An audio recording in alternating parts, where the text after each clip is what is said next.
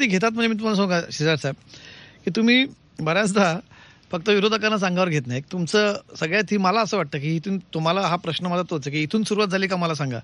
तुमचा सगळ्यात महत्त्वाचा मधल्या काळातला जो एक आरोप होता की तुमच्या विभागाचा निधी हा लाडकी बहीणसाठी वळवला गेला आणि तिथून असं म्हणतात की हे सगळ्या आरोपांची मालिका किंवा तुमच्या मागे एक शुक्ल काष्ट लागलं.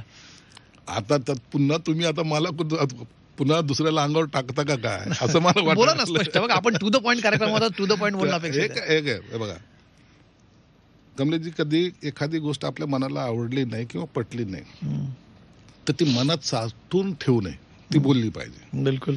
नसतं कसं माहितीये का, मग ते कुचित मनाचे जे असतात ना, करायचं सर्व असतं पण बोलायचं काही नसतं. मी बोलून मोकळा होऊन जातो. मी म्हणजे आता याच्यामुळे कदाचित वाईट वाटत असेल कुणाला, पण मी बोलून मोकळा होतो. जे सत्य ते सत्य आहे ना. लाडक्या बहिणीबद्दल तुम्ही बोला तर लाडक्या बहिणीचं कसं माहिती, तुमच्या विभागाचा निधी गेला. मी तुम्हाला आजही सांगतो की लाडक्या बहिणीचा निधी जो आहे ना, तो माझ्या विभागातून गेला. त्या टायमाला मी त्यांना थोडं सांगितलं की असं करता येत नाही.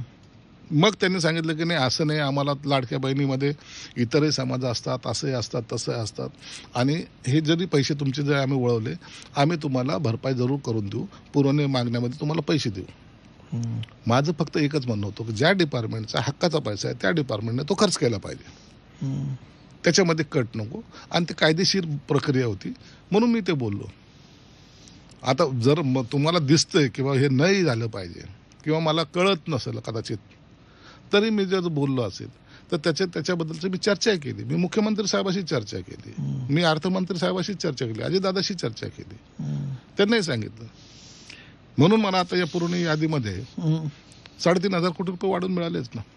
पण तुमच्या 22,000 कोटीपैकी 7,000 कोटी गेले, 7,500 कोटी गेले लाडकी बहीणसाठी. आता काही ते दुसरं लाडकी बहीण योजना म्हणूनच नाही तर दुसऱ्या 2 योजना त्याच्यात काही कट बसला, याच्यात काय असे म्हणून ते 7,000 कोटी रुपये गेले होते.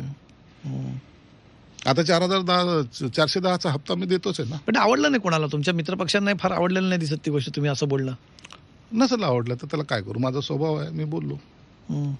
त्याचाच कुठेतरी मग तुम्हाला नंतर काय म्हणजे विरोधातले ते होतेच, आता जवळचे मित्रही थोडेसे नाराज झाले. हे बोलण्यामुळं हा काही त्रास हा होणारच आहे आणि तुम्ही ते सहन केला पाहिजे. नसतं मग तुम्ही बोलू नका.